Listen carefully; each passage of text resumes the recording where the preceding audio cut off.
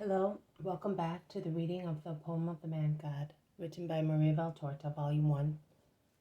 Today I'm going to continue with the reading of the excerpts of Maria Valtorta's life so that you can get to know her better. So I'll continue, part 2. I'll begin at the entry of Samaritan Nurse. But her withdrawal from the world was still remote. In 1917, Maria entered the ranks of the Samaritan nurses and for 18 months offered her service at the military hospital in Florence, having requested assignment with the soldiers and not with officers, quote, to serve those who suffered and not to flirt or find a husband, end quote. In exercising this charity, she felt as if she were, quote, sweetly obliged to draw ever closer to God, end quote. Struck in the back. It was an act of thoughtless violence which marked the beginning of her gradual immolation. It happened on the 17th of March, 1920. She was walking along a street accompanied by her mother when she was, quote, was struck in the back by a young delinquent with an iron bar stripped from a bed. He came from behind and struck her with all his might, end quote. She remained confined to bed for 3 months, just a sample of what was to be her future complete infirmity. At Reggio, Calabria. In October of the same year, she went with her parents to Reggio, Calabria, as a guest of her cousins Belfanti, who were hotel proprietors. The splendor of nature in this region revived her spirit, and the, quote, most beautiful collection of books, end quote, belonging to her cousin Clotilde, gave respite to her wholesome desire for learning.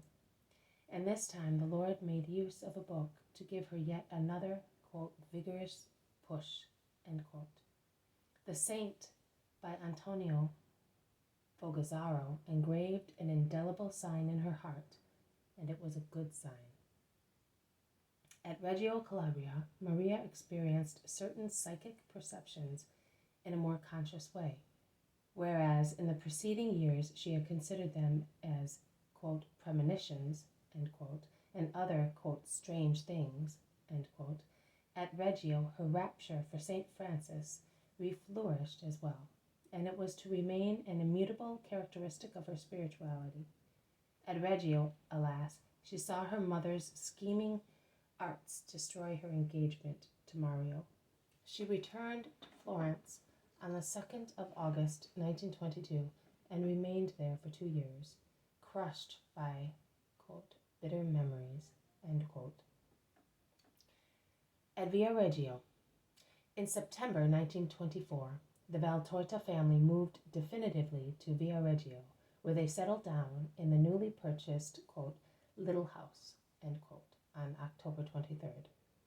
Here Maria continued to lead a life of solitude, except for some short excursions to the seaside and pine forest, end quote, and the, quote, daily shopping, end quote, which allowed her to, quote, visit Jesus in the most holy sacrament without attracting her mother's thunderbolts, end quote. But for her, a new and different period in her life had begun, in which she progressively matured in God. Offering to love.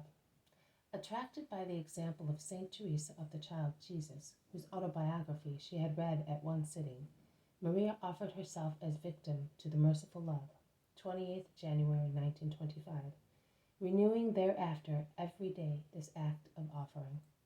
From that moment, she grew to extraordinary heights in her love of Jesus, even to feeling his presence in her own words and actions. Longing for apostolate. Urged by a longing to serve the Lord, she wished to enter the company of St. Paul, but she had to satisfy herself with carrying out a humble, hidden apostolate, known only to God, nurtured more through suffering than action. Beginning in December 1929, however, when she was admitted to Catholic action as youth cultural delegate, She was quick to take on enthusiastic activity, organizing conferences which attracted large audiences, progressively more numerous, even among non-practicing Catholics, offering to justice and complete infirmity. In the meantime, the decision was maturing in her to offer herself also as victim to divine justice, for which she was preparing with a life ever more pure and sacrificial. For some time now she had already pronounced the vows of virginity, poverty, and obedience, renewing her offering on the 1st of July, 1931, while her suffering, both physical and spiritual, was spared her less and less. The 4th of January, 1933, was the last day on which Maria, walking with extraordinary fatigue, was able to leave her house. And from the 1st of April, 1934, she was no longer able to leave her bed, which was the beginning, in an intense rapture of love, of her long and active infirmity. She became the instrument in the hands of God. Her mission was to suffer, to expiate, to love. The death of her father.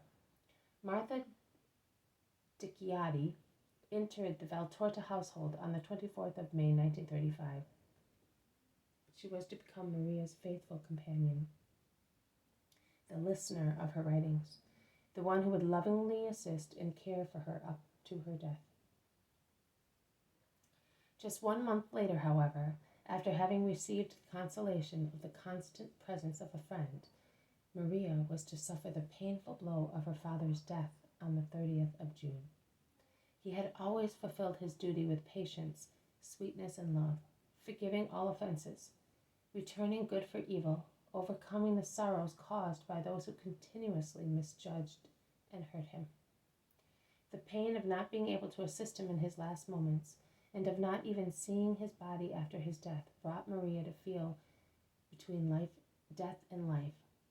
And her mother, after the stupid scenes of tardy love, became even more callous and despotic, finding herself absolute mistress, had touched her mind.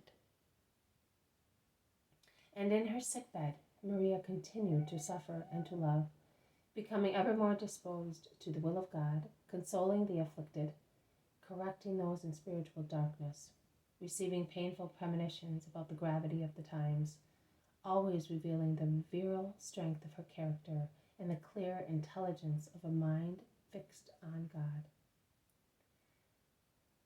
Father Migliorini and the initial manuscripts. It was in 1942 that she was visited by a pious missionary priest, Father Romuald M. Migliorini of the Servants of Mary, who was her spiritual director for 4 years. At his request, in 1943, she agreed to write her autobiography, on condition that she would be allowed to tell all the good and all the bad, in an authentic display of her soul. Industrious, intelligent, and gifted, Maria was inclined to be interested in everything. Not even her imposed illness impeded her from working and writing. To her multiple aptitudes, particularly feminine, she added the gift of being a born writer, and she was to put exactly this distinguished ability at the complete disposition of God, whom she loved to the point of self-immolation. Prodded by supernatural impulse on Good Friday, the 23rd of April of the same year, 1943, she began writing the dictations, after having completed the autobiography. The death of her mother.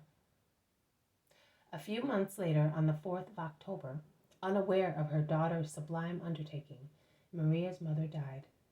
Maria had loved her with a love that not even her harshness had been able to tire or diminish. At home now, there were just Maria and Martha. Mystical writer. Her activity as writer reached intensity from 1943 to 1947 and continued, diminishing progressively until 1953.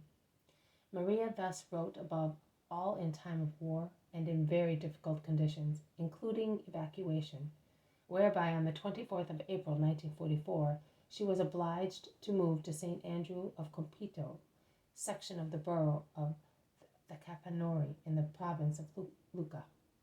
She returned to her dear home at Viareggio on the 23rd of December that same year. She used to write in an almost sitting position in bed, in ordinary school notebooks, which she supported with a piece of cardboard held on her bent knees. She would write at any time, by day or by night, even when she was exhausted by fatigue or tormenting pains. She wrote effortlessly, naturally, and without revision. If interrupted, she could leave off writing and then resume later on with ease. She did not consult books, except for the Bible and the Catechism of Pope Pius X. Her mission as writer did not isolate her from the world. She was concerned for the persons near her, assisting them in their lives and worries with enlightened counsel, and when necessary with secret and heroic sacrifices, which miraculously solved painful cases. Neither was she indifferent to the fate of her country, which she loved so much, nor did she forego her civil duties, even to the point of having herself transported by ambulance to the polling station on the 18th of April, 1948. During her continuous work, her living and constant prayer, her suffering embraced with the joy of the Redeemers, Maria begged God not to concede her external signs of her intense participation in Christ, who used her as faithful spokesman and pen, manifesting himself in the richness of the visions and in the depth of the dictations. The works. The notebooks written by Maria Valtorta include almost 15,000 pages. Little less than 2/3 of this astounding literary production concerns the monumental work on the life of Jesus, the poem of the man-God. The minor works include extensive commentaries on biblical texts, doctrinal issues, histories of the first Christians and martyrs, and pious compositions. I can affirm, one of Valtorta's declarations reads, that I have had no human source to be able to know what I write, and what, even while writing, I often do not understand. Besides the highly inspired productions, of which she did not consider herself the author, Maria Valtorta has left us interesting autobiographical writings and a rich correspondence, which display her strong human personality, voluntarily offered in heroic and holy service to God for the good of all. Offering her intelligence. On the 18th of April, 1949, Maria offered to God the sacrifice of not seeing the ecclesiastic approval of the work, and she added also the precious gift of her own intelligence. The Lord must have taken her at her word, because after seeing the work blocked, Maria began a slow process of withdrawal into a kind of psychological isolation, which started perhaps in 1956. One of the first signs of this condition was the exaggerated use of capital letters in her personal correspondence. Thereafter followed the mania of filling holy cards, and in general any piece of paper she happened to have at hand, with ejaculations such as, "Jesus, I confide in you," which at times she computed in terms of indulgences obtained. And Maria, who either writing or working or praying had never idled in bed, ended up by being completely inactive. She began responding mistakenly in her conversations, and at times evidenced by her congenial wit, without considering its convenience. But she progressively spoke less, to the point of limiting herself to the mechanical repetition of a greeting, or of the final words of a phrase addressed to her, frustrating all attempts at dialogue. From time to time she would shout or exclaim, "How bright the sun is there!" Her eyes, however, remained clear, and her attitude tranquil. She never asked for anything, and she allowed herself to be fed like a child. When interrogated because of some serious circumstance regarding her writings, she responded briefly and exactly, as if temporarily shaken out of her state of incommunicability. Death and burial. On the 16th of September, 1961, due to her deteriorated health, Maria was taken by ambulance to Pisa and was admitted to the clinic of the servants of Maria della Rosa, where she remained until the end of the month. Without any signs of recovery, she was taken back to her room at Via Reggio, where she died on the 12th of October, 1961, at 10:35 a.m. in the 65th year of her life and the 28th of her infirmity. The corrector of the Third Order of the Servants of Mary, Father Innocenzo M. Bovetti, was called to assist her at her deathbed. She had belonged to this Third Order as well as to the Third Order of Franciscans. At the very moment the priest recited the words, Proficiscere anima Christiana de hac mundo, depart, O Christian soul, from this world, Maria breathed her last. It seemed to be her final act of obedience. From a manuscript of 1944, we know that Jesus had said to her, "How happy you will be when you realize that you are in my world forever, and that you have come there from the miserable world without even having been aware of it, passing from a vision to reality. Just like a child dreaming of his mother awakens to find her embracing him. That is how I will behave with you."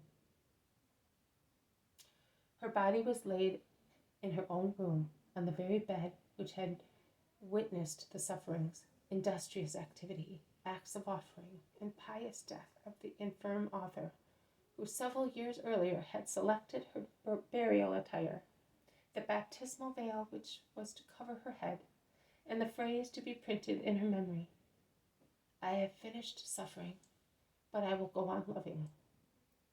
The few solemn visitors were able to admire the brightness of her right hand, the one which had been defined as "pen of the Lord," while her left hand was turning livid, and her knees, which had served as her desk, were visibly bent under her white dress, even now that she was laid down in the repose of death. The funeral took place on the 14th of October in early morning, and with great simplicity, just as Maria had requested some time before. Following the celebration of the sacred rite in the parish of St. Paulino, a small procession of motor cars accompanied the deceased to the Mercy Cemetery where the burial took place. Exhumation and privileged sepulchre. 10 years later, on the 12th of October 1971, her mortal remains were exhumed from the earth and placed in the family niche. On the 2nd of July 1973, however, with civil and ecclesiastic permissions, they were transferred from Via Reggio to Florence to be entombed in the Capitular Chapel in the grand cloister of the Basilica of the Most Holy Annunciation, where the tomb of Maria Valtorta is still venerated. Diffusion of the manuscripts. The first editions of Maria Valtorta's writings began to be published without her name during the last years of her life. They quickly received an extensive welcome in the world, with diffusion in Italy as well as abroad, even to distant lands, and all without publicity, but with the sole impact of their message of truth and love which win over men's hearts, changing them for the better. In the dictation of the 23rd of August 1943, we find the following words of Jesus addressed to the writer. "Good sense is needed to use my gift, not an open and noisy diffusion, but a slow expansion progressively wider and without any name. When your hand is stilled in peace, in the expectation of the glorious resurrection, then, and only then, will your name be mentioned." The poem of the Man-God. The major work is a great life of Jesus, the narration of which extends from the birth and childhood of the Virgin Mary to her assumption into heaven. Defined in the Valtortian writings as the Gospel of our Lord Jesus Christ as it was revealed to little John, the work received the simpler title, The Poem of Jesus, which was preferred for the first edition. Later, the editor was requested to rectify this title because it had already been applied to a small volume of poetry published elsewhere, and the revised title read as The Poem of the Man God, as it remains to this day.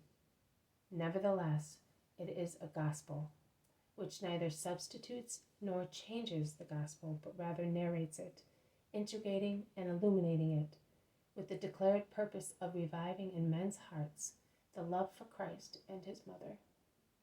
And it was revealed to Maria Valtorta, called Little John, to place her close to the evangelist, who was the favorite disciple. Little, because of the dependence of her work, although quite extensive, on those of the evangelists, who in short manuscripts enclosed what is essential. This has been a reading from the Poem of the Man God, written by Maria Valtorta, Volume 1, the last excerpts on her life. Thank you for listening. I will see you tomorrow. May God bless you, and may peace be with you.